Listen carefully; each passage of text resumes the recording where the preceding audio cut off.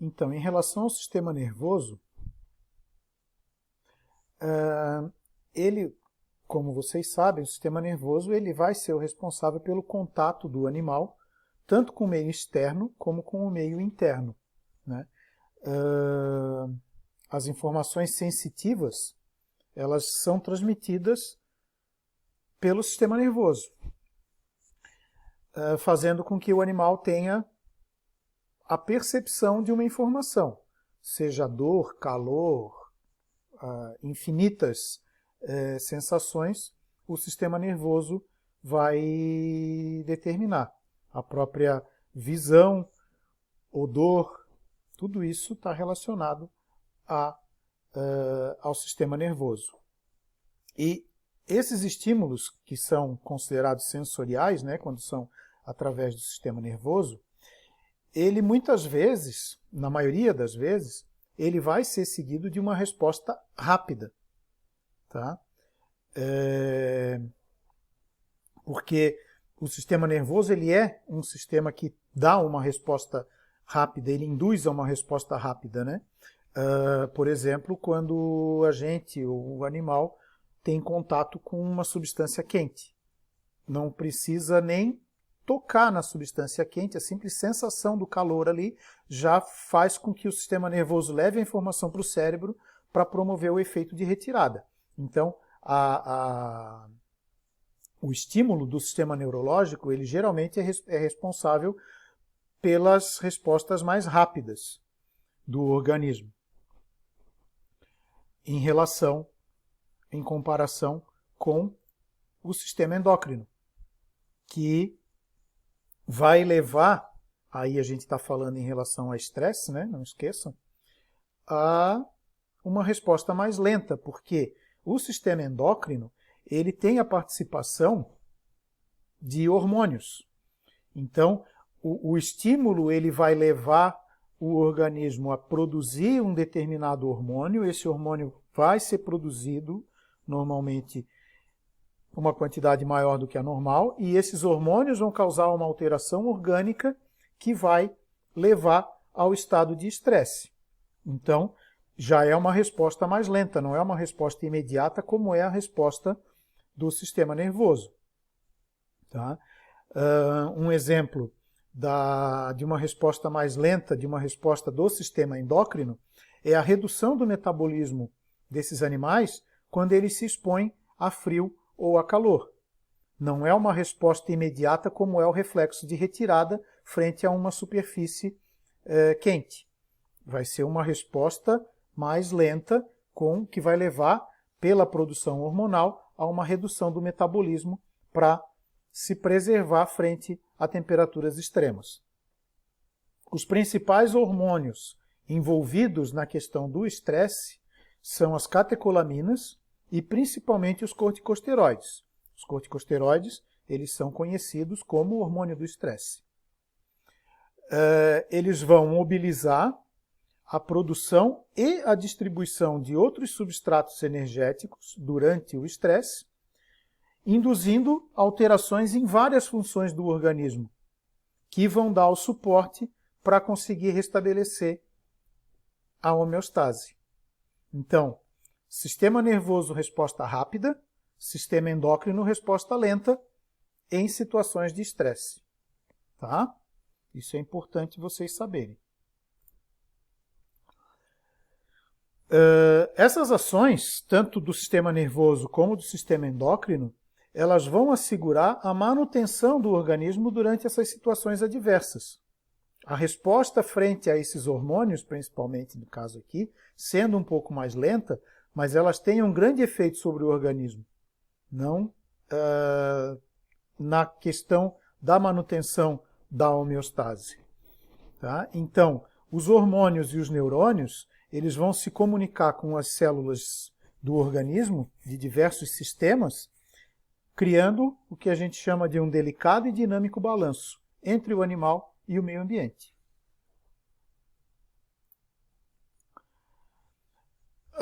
Com relação ao estresse, o perigo maior para o organismo nas situações de estresse vai ocorrer quando o estresse se torna crônico. Então a ativação do sistema nervoso e endócrino ela fica constante. O animal está constantemente ativando o sistema endócrino, o sistema nervoso, o sistema endócrino, o sistema nervoso, numa constância que vai levar a esse estímulo crônico. Tá? O estresse ele tem, segundo Hans Selye, 3 fases. Tá? A fase de alarme, a fase de resistência e a última fase, que é a fase de exaustão. Vamos discriminar elas aqui. Na fase de alarme, os estímulos estressores estão começando a agir. É aquela resposta aguda. Então, na maioria das vezes, desencadeada pelo sistema nervoso. Nessa fase, normalmente, o sistema endócrino ainda não está totalmente, não teve uma resposta totalmente estabelecida. Tá? É aquela fase aguda, aquela fase da exposição inicial ao agente estressor. Na fase de resistência, quando esse agente estressor ele continua exercendo a ação dele, o organismo vai se adaptando, ele vai tentando manter a homeostase. Nessa fase de resistência, ainda não se consegue normalmente perceber as demonstrações de estresse do animal. Isso até a resistência do organismo começar a diminuir. O estresse começa, o agente estressor começa a vencer a capacidade do organismo de manter a homeostase. E aí a gente entra na última fase, que é a fase de exaustão. Quando o estressor ele é tão severo ou tão contínuo, perdura por tanto tempo, que a habilidade do organismo de resistir, de conseguir se adaptar, de conseguir manter a homeostase, ela reduz tanto que o organismo começa a manifestar os sintomas de estresse.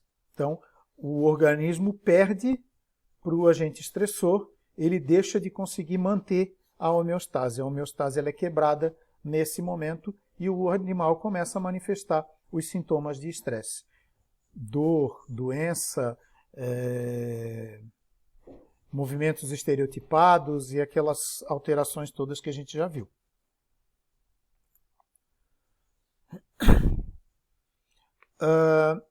Para que se consiga reduzir a questão do estresse e melhorar o bem-estar desses animais, é fundamental que as pessoas que estão lidando com esses animais reconheçam os fatores que estão gerando esse estresse, para que isso possa ser corrigido. Tá? Então, barreiras físicas, isolamento, superlotação, tem uma série de fatores aí que a gente já viu na aula passada, né, que podem gerar um comprometimento do bem-estar animal através do estresse. O comportamento das pessoas que manejam os animais também é um fator que a gente já viu que é fundamental para a geração do estresse. E aquilo que a gente já tinha comentado também. O fato de o animal ser sadio, de o animal estar fisicamente estável, fisicamente bem, não garante que esse animal não possa estar com comprometimento de bem-estar e não possa estar sendo controlado pelo estresse, né? Apresentando comportamentos anormais, certo? Então, aquilo que a gente falou dos comportamentos estereotipados, né? Andar de um lado para o outro, morder barra, morder portão, automutilação é um outro fator, tá? E isso são aspectos típicos de animais que estão sob situação de estresse. Vamos passar agora para uma outra questão relacionada ao bem-estar. A diferenciação entre bem-estar e direitos dos animais. Tá? Então aqui a gente tem as diferenças entre um e outro. Bem-estar animal, pro bem-estar animal, é moralmente aceitável que se usem os animais não humanos para fins humanos, seja em experimentos científicos, no consumo da carne, na produção de pele, na tração, os diversos usos que a gente tem dos animais hoje em dia. Para a ciência bem-estar animal, é aceitável desde que a gente os trate de uma forma humanitária, não causando sofrimento desnecessário. Já o direito dos animais alega que não existe justificativa moral para se usar os animais não humanos, por mais humanitariamente que a gente trate eles. Seria a rejeição do especismo, que a gente viu nas aulas de bioética. Como eu já falei, bem-estar animal é uma ciência, e o direito dos animais é um movimento com conceitos filosóficos da sociedade, que visa garantir aos animais o direito de eles não sofrerem. Outras diferenciações: o objetivo do bem-estar animal é a regulamentação do uso dos animais, e o objetivo dos direitos dos animais é a abolição do uso dos animais. Os defensores do bem-estar animal, eles têm características moderadas, já os defensores dos direitos dos animais, eles têm características mais radicais, né? Um exemplo das pessoas que se encaixam nos direitos dos animais são, em geral, os integrantes de ONGs. Tá? Então, no segmento dos direitos dos animais, como eu falei, atuam os indivíduos, as ONGs, as associações, tentando solucionar os problemas de uma forma isolada. E eles atuam, como falei também, de uma forma enfática, algumas vezes radicais. Quem não lembra daquela situação do Instituto Royal, no interior de São Paulo, em que vários ativistas dos direitos humanos, dos direitos dos animais, invadiram esse instituto, que era um instituto de pesquisa, e, além de destruir todos os equipamentos que eles tinham lá, ainda tiraram todos os animais de lá. Roubaram os animais de lá. Então isso é um exemplo de uma atitude radical de quem defende os direitos dos animais.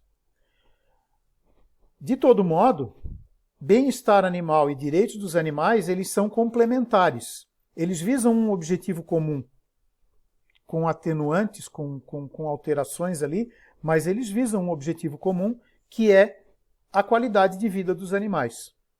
Né? O bem-estar animal preocupado em dar qualidade de vida, mas aceitando que se use os animais, e o direito dos animais interpretando que a única forma de se dar qualidade de vida aos animais é deixando de usar os animais para todos os fins.